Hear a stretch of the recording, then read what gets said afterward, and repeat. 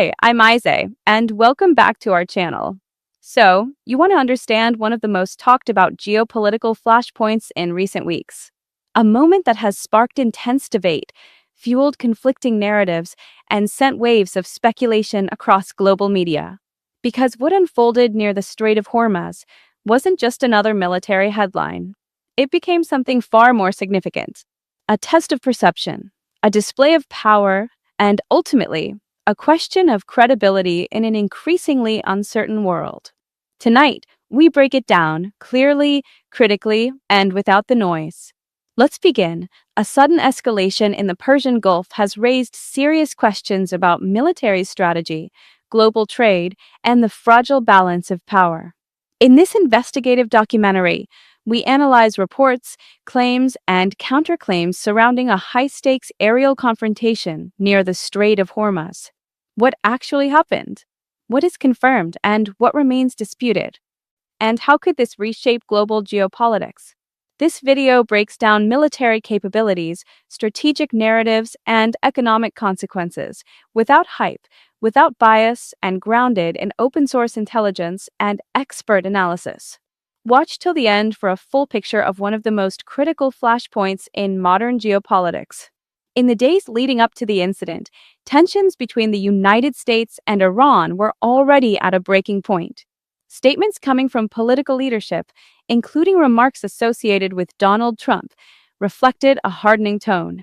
Warnings were issued, red lines were drawn, and the possibility of escalation was no longer theoretical. Then came the reports.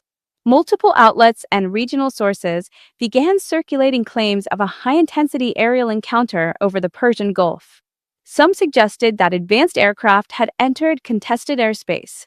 Others claimed that sophisticated air defense systems had responded.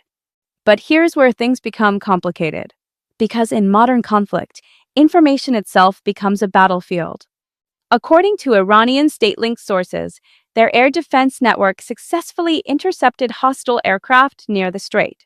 These claims reference domestically developed systems like the Bavar 373 air defense system, which Iran has long promoted as capable of tracking advanced targets.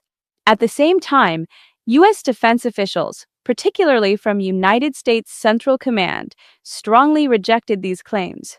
They stated there was no confirmed loss of U.S. aircraft. Two narratives. Two completely different versions of reality. So how do we make sense of this? To understand that, we need to step back. Because this isn't just about one incident. It's about decades of military evolution, strategic rivalry, and psychological warfare. The Strait of Hormuz is not just a waterway. It is one of the most critical choke points on Earth. Roughly one-fifth of the world's oil supply passes through this narrow corridor, which means any disruption here has global consequences. From a military standpoint, the region is layered with surveillance, radar systems, naval assets, and air defense networks. Iran, in particular, has invested heavily in asymmetric warfare capabilities.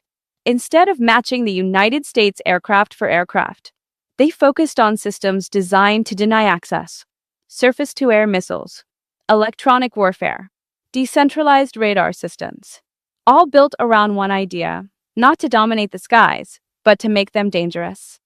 On the other side, the United States operates some of the most advanced aircraft in the world. Platforms like the F-35 Lightning II and F-15 Eagle are designed for precision, stealth, and technological superiority. In theory, these systems provide unmatched control.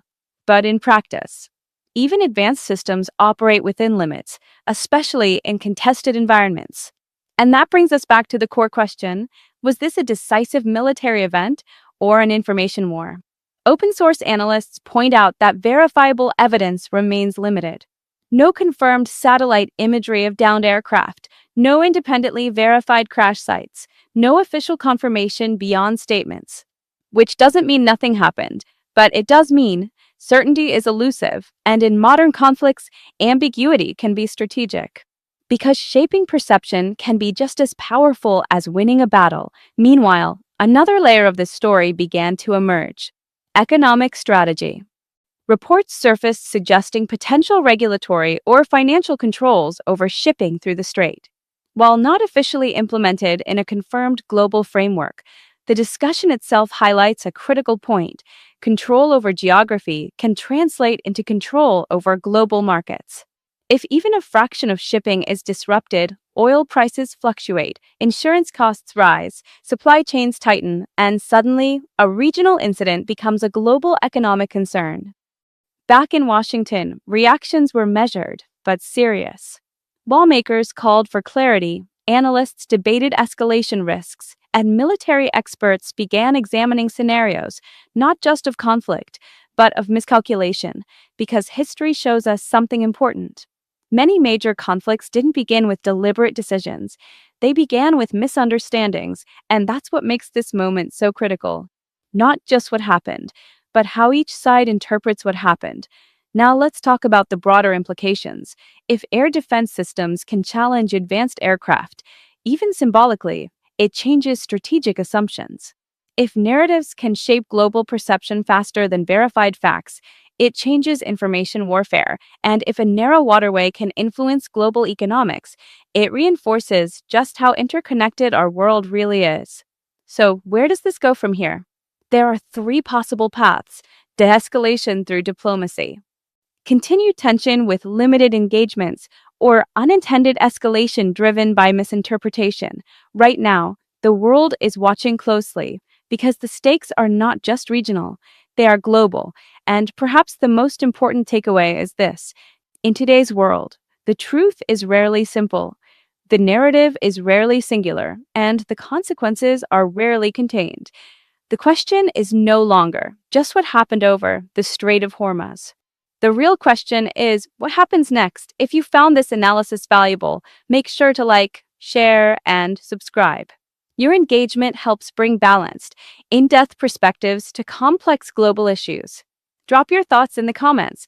What do you think really happened? Thank you for watching. Stay informed, stay aware, and we'll see you in the next investigation.